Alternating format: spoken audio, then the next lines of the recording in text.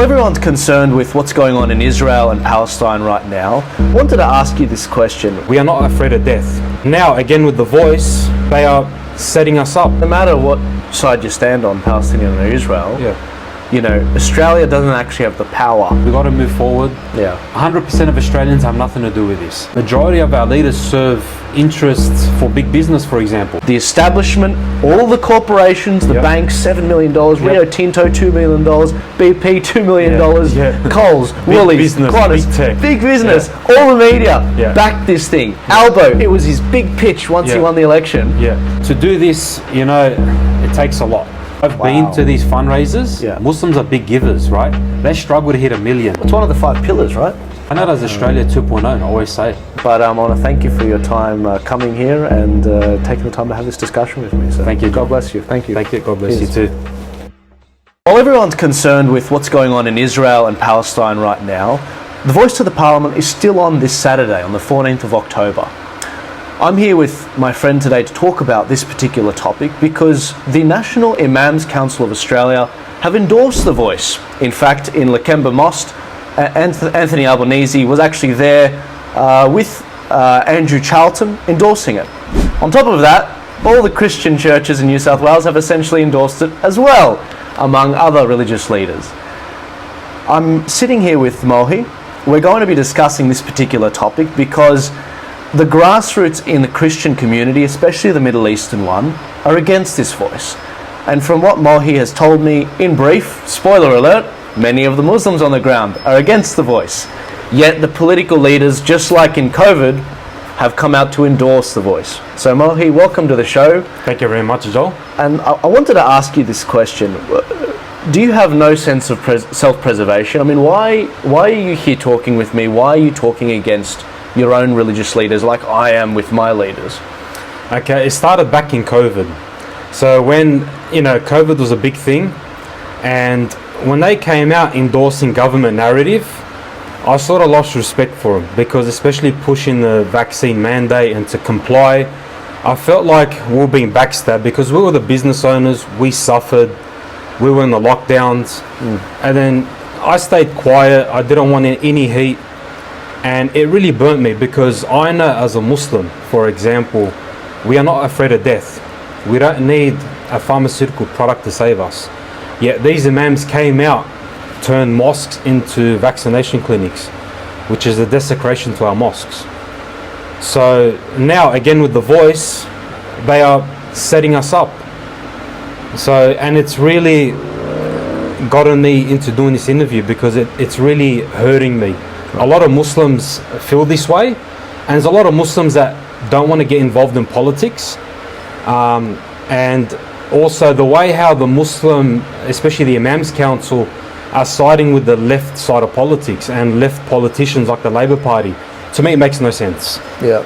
Can I just ask this very quick question? I was a little bit confused because they were sort of standing there with Anthony Albanese in the mosque one day, in the Lakmeba Mosque, and then obviously the events over the weekend in Israel and Palestine with thousands of people dead.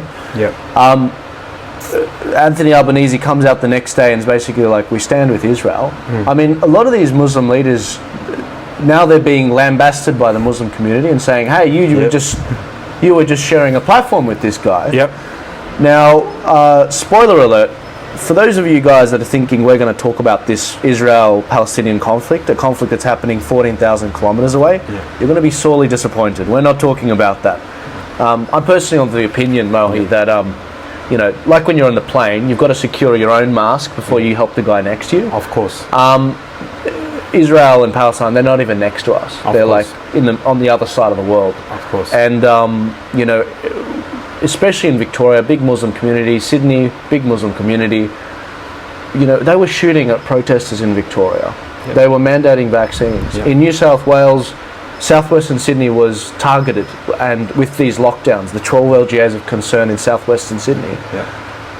It frustrates me because I see so many people out on the street now, and I'm like, where the hell were you guys when the lockdowns were on?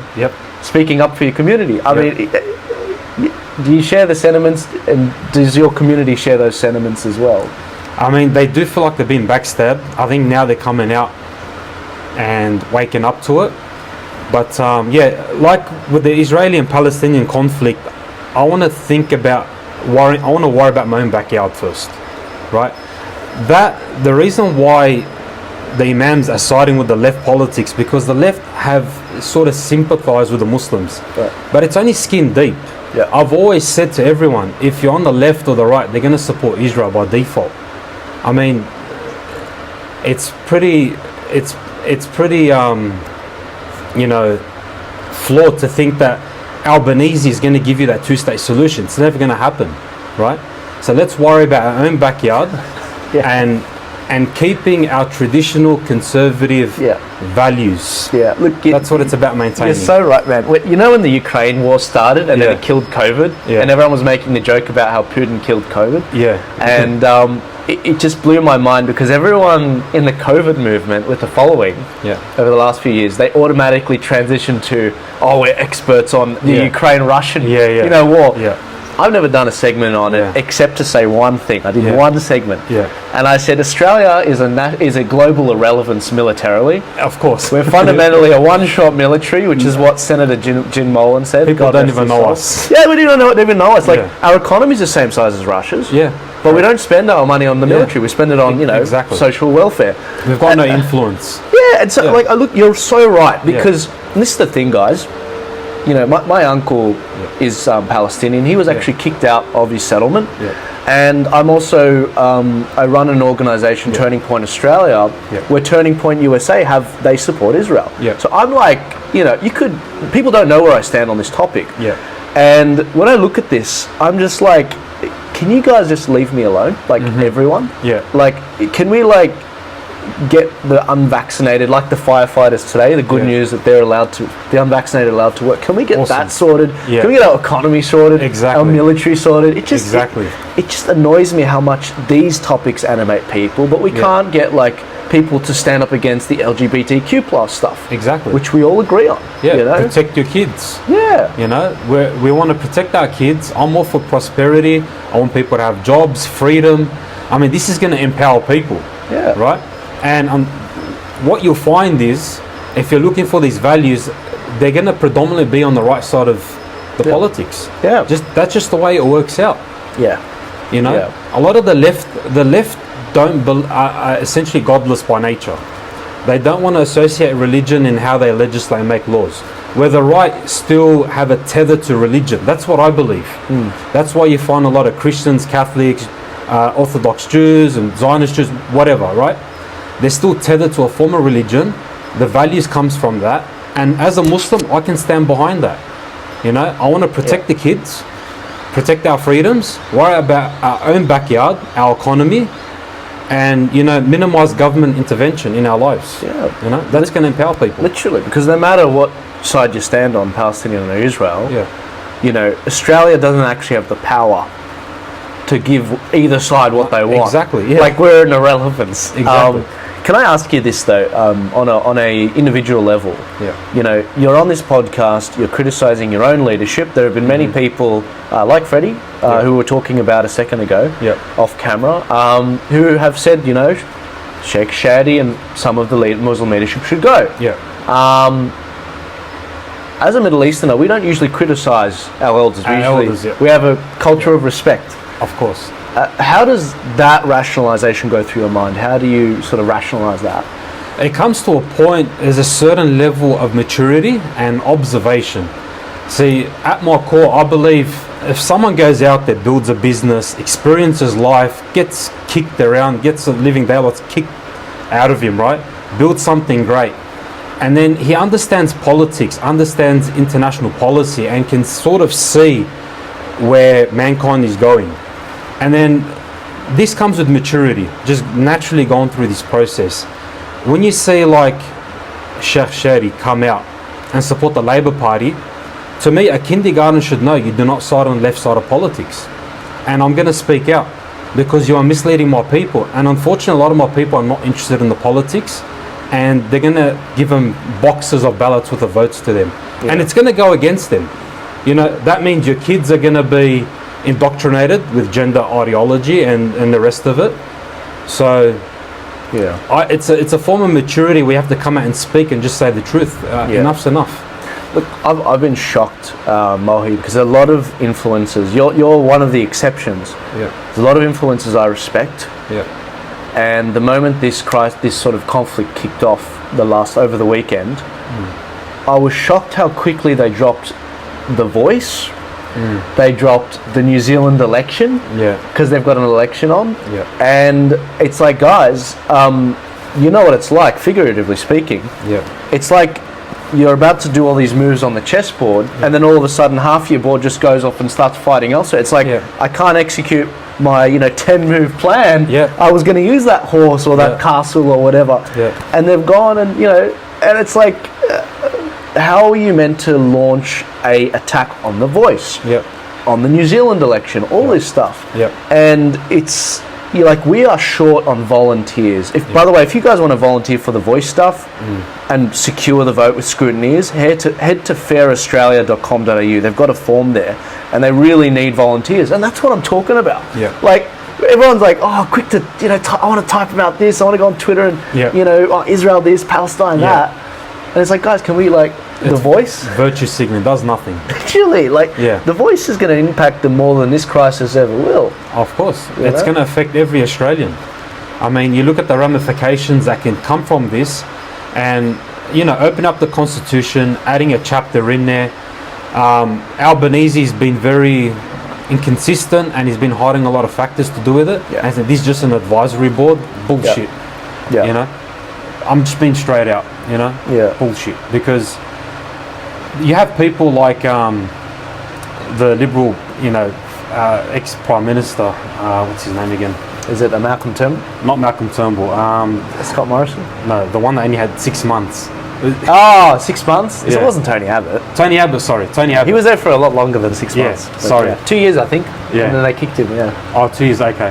So Tony Abbott, he raised a lot of good points, saying how adding this in the Constitution, how now the government, it's a fourth arm of government, effectively, having this advisory. And this advisory committee, you can bet it's going to be a lot of radical leftists that, have no experience in life, desperate people, the very bad personality are going to have a voice in Parliament.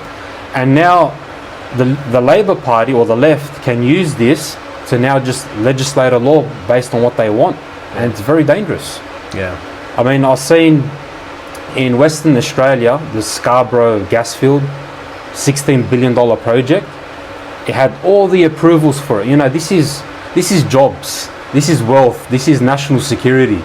I love seeing Australia prosper and all these good things. We have a lot of resources, right? And literally this one complaint, because of something had to do with whale singing and whatnot, compromised the whole $16 billion project. Now that happened on the state level. Now I can imagine if the Voice of Parliament happened on a federal level, it's going to be that on steroids. All the blue collar workers, there's going to be permits and a lot of ramifications. And people need to focus on the Voice. Let's worry about own backyards. Let's vote no, get this out, right? Because it's going to cost a lot of people if it goes wrong. And it's not even like a matter of let's get the Voice thing done and then we can talk about it next week. To me, it's like, hang on, next week we've got the misinformation bill, we've got to start fighting on. That's the next fight. There's always something else. It's an ongoing fight, correct. Yeah, it's like, with the misinformation bill, guys, Israel and Palestine, both sides think that big tech's on their side or against them. You know what I mean? There's both arguments. Exactly, and this is the thing. Misinformation bill. If I was, on the Israeli side, I'd be like, oh, they're going to ban the truth about what's going on. If I was on the Palestinian side, it's like, oh, they're going to ban the truth about what's going on. This is what I'm talking about. If we don't focus on the fights here, we can't talk about it. We're going to be gagged, and the government's just going to keep hitting your purse, your kids, stealing your kids because they have your kids for education, and I'm pulling my hair out, and I'm just like, yes, war is bad. Like, no shit, shit. But we can't help it. Sure, it's a free country, call it out, either side. But can we just, Australia is on the brink of a Brexit moment, a Trump 2016 moment, the moment where, and this is a fact, the establishment, all the corporations, the banks, $7 million, Rio Tinto, $2 million, BP, $2 million, Coles, Woolies, Qantas, big business, all the media backed this thing. Albo, it was his big pitch once he won the election. And the people are about to say no. And they just flipped their whole plan upside down. And that's like the greatest feeling. And especially like coming towards this Agenda 2030, and I'm sure a lot of people, WF, UN, this is a big slap in the face because they're all behind this. I mean, Pfizer coming out, supporting the voice. What does Pfizer have to do with Australian politics? Like, for God's sake, I have people no think... idea, man. Have you ever seen that Valentine's card where it's just like Pfizer? It was like sponsored by Pfizer. It's like, you stop my heart. You make my heart stop. You make my heart stop. Oh boy. That's exactly. Look, companies like Pfizer and these BlackRock funded companies, this is our moment, and we don't have the win yet. Like, there's only like a couple million people that have voted, maybe 3 million people, 4 million people that have voted at this point in time. And it's like, can we get the win first and then go from there? But I don't know, man. Look, everyone complains about crappy politicians. They don't represent us. They don't. Okay, this is where it starts. So, like you said, let's get over this voice, but the fight stays on. The more people engage and takes action, join your political parties and force that change, and then we can force, the narrative that we really want as Australians. Because at the moment, unfortunately, a majority of our leaders serve interests for big business, for example. So the more people take action. I'm a very busy person. I run a business, right? And to do this, it takes a lot to free up the time, make people aware. But we all have to do it. If you love this country, if you love what it's given you, we have to do it. My understanding, coming to this country, which my uncles taught me, which my dad taught me, God rest his soul, is we've come here for a better life. We've come here to raise our kids. No doubt. We've come here for the enormous opportunities, which is why I think a lot of immigrants flourish. But the politics of the Middle East, it's got to stay in the Middle East, guys. Like, you got to let it go. Because if we're going to move forward as a country, we can't be in the street calling for violence in our own country against another group of people, especially not an ethnic group of people. Because I do remember when the what's it called, riots happened in Maroubra. Was it Maroubra? Lakmeba? Or no? The Cannella Riots? The Cannella Riots. And it doesn't matter if you're Muslim, Christian or Jew. If you look like a Middle Easterner, you were targeted. If you look like an Asian, you were targeted. It's like, if we want to do this race thing, guys, like, everyone will lose. It's silly because Australia is a multicultural country. We're very diverse. It makes no sense for us to attack each other based on race. Exactly. And going back to that, putting race into our constitution is racist. Literally.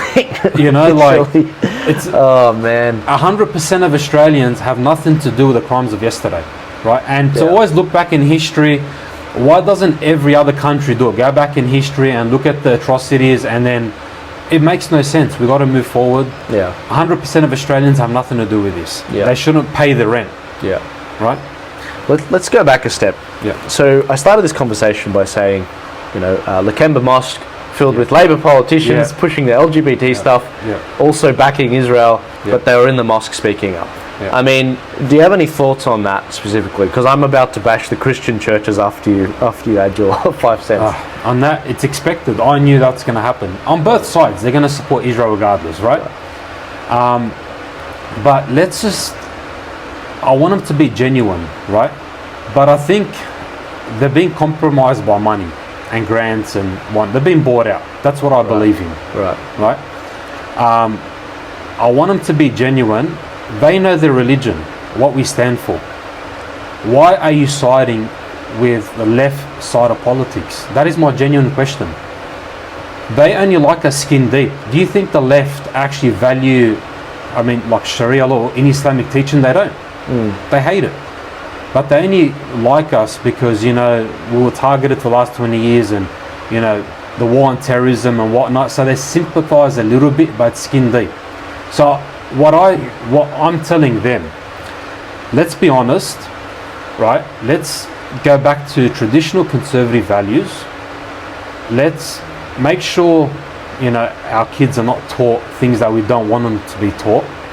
These extremist, you know, gender ideologies, and the list goes on, right? Yeah. CBDCs, all that, the left is behind. Yeah.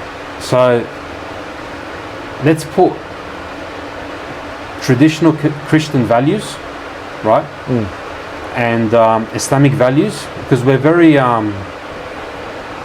can I say, we come on common grounds on a lot of things. Yeah. And that should be on the forefront. Yeah, absolutely. And I mean, you know, some people might be in the comments right now being like, you know, Muslim values, we're seeing them play out right now in the Middle East. Yeah. And it's like, guys, love thy neighbor, we believe in the same thing.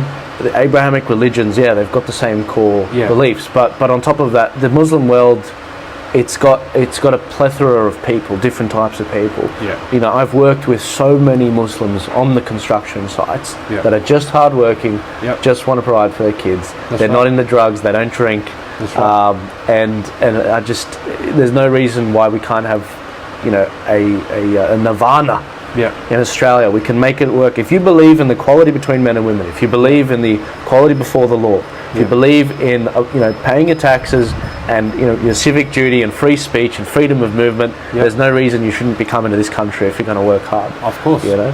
But I want to bash now the Christian churches, because Yeah. it's not just about the Muslim leaders here. Yeah. Christian churches, they did nothing in COVID. Yeah. They, Yeah. especially the Maronite church, which my mum is from. Yeah. My dad was from the Orthodox side, and they were silent as well. Yeah. When we did his funeral, we were limited to 70 people when we would have probably had 3,000. He was a Yeah. very well-known. The name Jammal, a lot of people in construction do know it, Yeah. because a lot of them Yeah. are in it, Yeah. his brothers. But they were silent, whereas Bishop Marmari, Yeah. Yeah. Christian priest, Yeah. he's an internet sensation, and I love him. I might be doing an interview with him Yeah. soon, actually. Fingers crossed. Pray for that, guys. Yeah. But Marmari, during COVID, yeah, we touched base, and he called it as it is. Yeah, He didn't take the money, he didn't take the grants, whereas we know that you know, Big the respect. Maronites and the others did. And it's like, well, this is the long march through the institutions. They captured our churches. Yeah. Big respect to Marmari, is it? Yeah, I've seen yeah. his videos. Big respect. He's a and good man. Fundamentally, Yeah.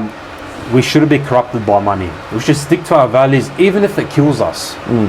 That's how we should be. Yeah. And what I see is from our imams who are unelected, they just decided to be our imams council and be a voice for us, which they're not. Yeah.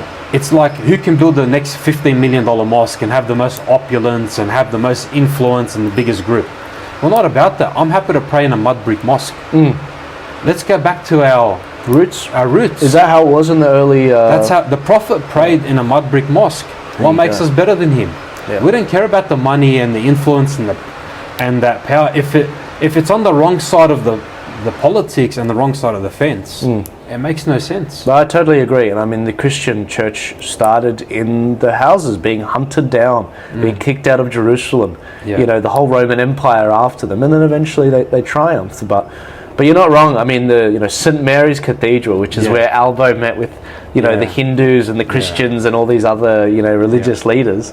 It was like, you have betrayed us. The Jews as well, for the people that want me to throw that in. They were there as Yeah. well. Yeah. And it's like, you have lost your mandate. You didn't stand up in COVID. You Yeah. didn't stand up, you know, Exactly. to the voice. You When just push took the comes to money. shove. But how much did they promise you? That's my only question. Yeah. If you guys have any information on this, send it to contact@tpaust.com.au. Yeah. I want to break this, because this is BS. We This need is it. BS. We need to chase the money, and I don't want to mention names, but one owns almost a whole industrial complex, $40-50 million worth, and this is serious money.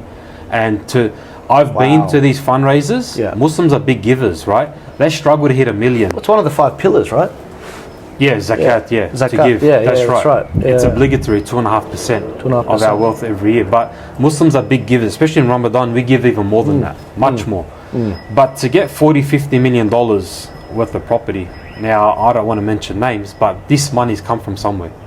So if they've been bought out, grants and whatnot, we want to know about that. Plot twist, it's from the Jew. No, I'm joking. I'm joking. You can tell, guys, we have no sense of self-preservation. No. We get nothing from this. We're just calling it out as it is. And you know what?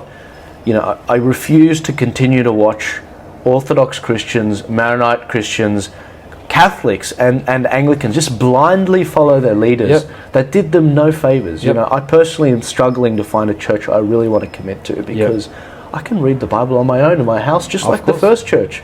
But these, I have to respect my elder if they're going to then counsel me. Of course, You know? But if they don't stand up at the only time the churches were ever shut in Australia's history, they weren't even shut in the wars. You know? They didn't stand up for us. Marmari was standing up for us. He kept his church open. He broadcast. Big respect. Called it out. I don't know any Muslim person that did what Marmari did, and I wish they did, because we're more like that.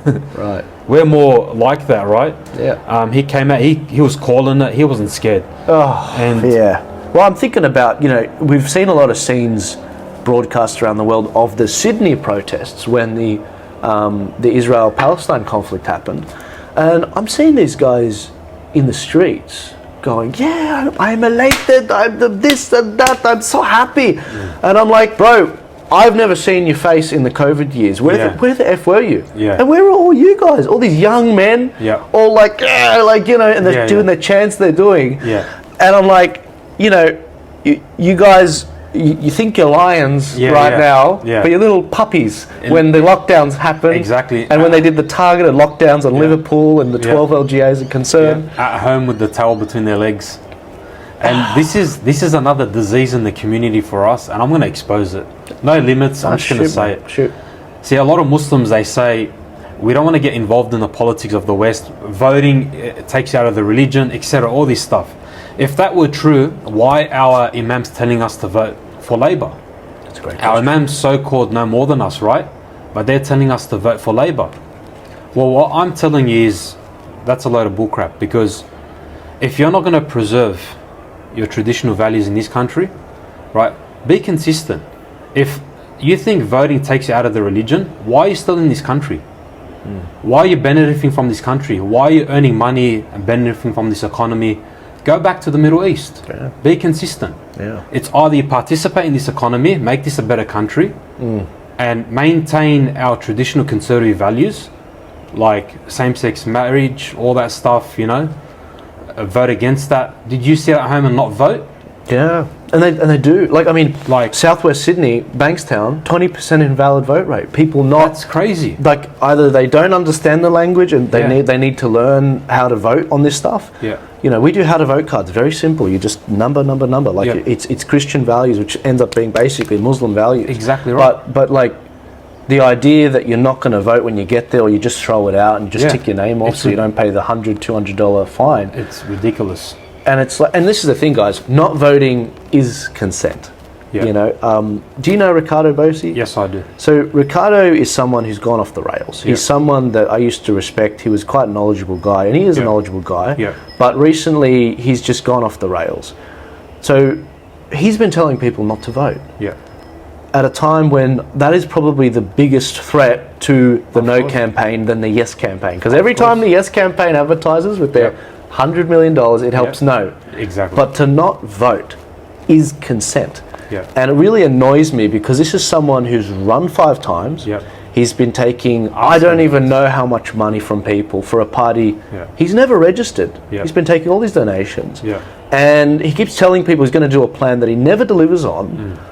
And he's now telling people that, you know, don't vote. Yeah. Is it because he's not on the ballot this time? Yeah. And so it's just like, you know, get on board with Australia's Brexit moment, Yep. or just shut up. Exactly. Like, it's a free country. You can say what you want. You cannot participate if you want, but do not come to complain to me if we lose. Do not come to complain to me when they come after your house.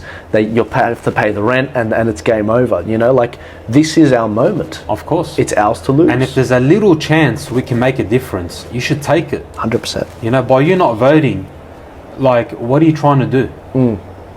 You know, it just sabotages the whole thing. Absolutely. And there's a little chance, just take it. So example like Pauline Hanson, I really like her policies. Yeah. It's Australia first. Everything she does, you know, not sending us out to China, and it's all the right stuff we should be doing as Australia. But when you bring that up with the Muslims, you know, they go, oh, she's racist, she hates Muslims. I'm like, okay, where is our imams to have an open dialogue with this woman, right? she's behind all the right things. Yeah. Like, do you remember that cash ban bill, and she fought it? Yeah. $10,000. Beat it. She beat it. She beat it. Yeah, man. I mean, imagine if you had $10,000, you wanted to buy a car in Western Sydney. Exactly. Like, we all know South Western Sydney. Yeah. You know, with all the tradesmen, they love cash. They love cash. And yeah, that's all I'll say. But no, like, you know, but yeah, the construction industry, buying cars, absolutely. That's man. right. And she fought that. Yeah. And that's the reason why you can still, you know, transact in $10,000 and less freely. Well, look, the criticisms I've seen from Muslims on Pauline is there's a couple main things that come to mind. Yeah. Oh, she went into the mosque and she was wearing the, is it the hijab or the burqa? The burqa. The burqa where you only see. Yeah. You can't recognize the person. She did that because she was trying to make a point. If you can't see a person when they walk into a bank, when they walk into, you know, when they're pulled over, like, how do you identify them? How do you know who you're dealing with? Like, it is genuinely a security threat if they're wearing a motorcycle helmet. That was the point she was making. It wasn't a racist thing. Yeah. And the other aspect was she was talking about how the halal certification, I think Corey Bernardi's also made this point. Some of the money makes its way to terrorist organisations in the Middle East. I'm not sure about that. I haven't looked into it. But I don't think so. But I think those are one of the two main criticisms of her. Yeah, fair enough. Like, you're free to have your point of view, right? But what I say is, like, when it comes to the burqa, you should be able to identify yourself. Like, there are options for women. So request a female police officer, etc. I mean, it could work, right? Now, I'm a forgive, forget sort of person, right? I don't think Muslims should hold her against her. I think we should have an open dialogue with her, and just, like, you know, we want the same thing. She believes in traditional Christian values. It's in harmony with Islamic values. There's nothing wrong with it. Right? This is what I've never understood, Mohy. Is the people don't, when it comes to politics, it's about building coalitions on issues that you agree on. 100%. You will never find, like, you listen to people defending Andrew Tate and they say, oh, look, I don't agree with everything he says. It's like, well, no shit, Sherlock. Yeah, of course. I mean, I don't agree with everything I said a year ago. Yeah. Me. That's I don't agree with everything that my own, you know, brother It's a form of maturity. Yeah, well, literally, like, you're constantly evolving. Like, the idea that I don't agree with myself from what I'd said a week ago, it's like, That's right. So when I look at, I don't agree with what she said on this one particular topic. And it's like, okay, but you agree with her on 90% of other things. Yeah. Whereas with Labor, you agree with them on 5% of things. Exactly. Like, you do the numbers game. Like, what's the saying? You're cutting off your nose to spite your face. It's like... It's like, I'm a Muslim, I go do business with a Zionist Jew. Do I cut him off completely? Or do I be professional? I'm like, I'll be professional about things. You know, we talk about commenting. I don't want to bring up, you know, the 10% or 20% we don't agree on. We just got to be mature about it. We're in Australia, we've got nothing to do with it, right? Yeah, pretty with much. what's happening overseas. Literally. So there's a way you go about things, right? You know what it reminds me of? It reminds me of when the Black Lives Matter protests and riots were raging in America. It's the most violent riots in America's ever seen. In Australia, they had some Black Lives Matter protests here, and they were pretty big and during COVID, and everyone ignored it in the police. They said, no worries, you guys can protest. And they're like, it's a health, it's a pandemic. And this one guy tries to get on the car and start jumping on it, and everyone looks to him like, you're an idiot. Like, this is the protesters. They're all like, you're an idiot. Like, this isn't America. We're not, like, the heat isn't turned up. Not loot shops. And it's silly, but, like, going back to the point, coalition building, LGBTQ plus stuff. I gave a speech recently. I said, the one thing Chris Minns fears, and the Labor Party fears, is Muslims and Christians working together, especially in southwest Sydney. Of course. Labor heartland, or even Western Victoria, Labor heartland, and them uniting against them, voting for Moy Redeeming, voting for what's her name, Tanya Davies. Two people that stood up against the vaccine stuff. Two people that are happen to be Christian but strongly conservative. And, you know, looking at what's going on there, it's like, the votes are there. You've just got to seize it. If you can build a coalition against certain topics like LGBTQ plus stuff, education of the kids in the schools, then you very quickly realise that, Dan Andrews doesn't like that. Labor doesn't like that. Chris Minns doesn't like that. And I think they're freaking out. Quickly get the Imams Council of Australia, quickly get all the Christian churches in so that we can steer it back like a good little boy, get these communities over there. this is why podcasts are so important. Yep. Now, you've got a channel, Yep. and you help present a particular Yep. topic and viewpoint. Correct. How have you gone with, there have been some nefarious comments that have left there from racists, genuine racists. Of course, yeah. What's the go with that? Water off a duck's back. It doesn't affect me. I've got thick skin. Right. You can say what you want about me, my religion, whatever. It doesn't concern me. I know what I have to support and what I have to back, and what I do is for the betterment of this country, right? And like you just said, how important these podcasts are. Look what's happening in Canada. The misinformation bill, it's very similar. Are you up to scratch? Yeah. So what is it? Any podcasts that have revenue, this is Canada, any podcasts that have revenue over $10 million, it has to pre-submit the podcast to the government before it can be posted. So there's only one podcast out that I know of out of Canada that has that much, and I think it's Jordan Peterson in politics. And it's like, come on, guys. How could you let this pass? I don't know, man. They're gonna have to lock him up. I think Jordan Peterson said that. He said, "You're gonna have to lock me up, and I'm gonna fast. If you lock me up, I'm just gonna fast until it's because he's gonna go all Gandhi on them." Oh wow.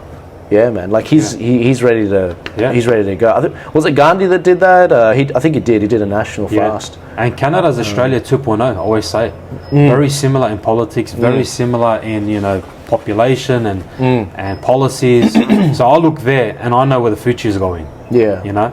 And Albanese is like Justin Trudeau. And the funny thing is, because I look at politics internationally, right? So when I look at Canada, the Muslims predominantly in Canada voted for Trudeau. Right. They all pushed for Trudeau. Right. And then now they're backflipped. Now they're siding with the Conservative. And there's big protests against Trudeau. Save our kids.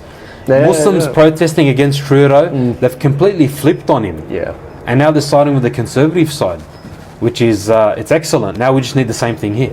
I think traditionally the reason why a lot of immigrants they side with Labor is because Labor does immigration, higher immigration. It's like they let us in, we should be always thankful. Yeah. And I think immigrants, to an extent, they have, and I've seen this with my own parents. They have a bit of an imposter syndrome where they don't want to rock the boat. They're like, even with like a Telstra bill, they're like, pay it as soon as you can because you don't want to, maybe they'll deport us or something. And it's like, you know what I mean? Like, really, it doesn't make any sense. Yeah. But there is a respect, and an appreciation for being here, and they always want to honour just vote Labor. Yeah, we're very lucky. What happened? We ended up in this country. We're very lucky, but Australia's situation decades ago was populate or perish. But now we have a problem where there's too much population, not enough housing. Yeah. So we can't be extreme and just let millions in, and it's got to be. It needs to be regulated, right? You need to bring people that add to the economy, etc. We just can't let the floodgates open. I'm all for border control, and borders is what make a country. Open borders doesn't make sense. Dear. Look, Mohy, this has been a pleasure. Did you have anything else you wanted to add on this particular topic? I'm good. Until next time, Joel. It's been nice talking. No, look, honestly, the pleasure's all mine. I respect anyone that's willing to hop on a podcast and call out their own political leaders because it tends to backfire. Yeah. But you have a TikTok account. Where can people find you? Titan Says. You can find me on Instagram and TikTok. That handle's used even on Facebook, so you can find me there. I do get cancelled a little bit, but you'll find it somehow. Titan Realist, Titan Says, that's just my nickname. So awesome. Well, you've always got a platform here. In the worst case scenario, you get nuked everywhere. Yeah. But I want to thank you for your time coming here and taking the time to have this discussion with me. So thank you, John. God bless you. Thank you. Thank you. God bless you too.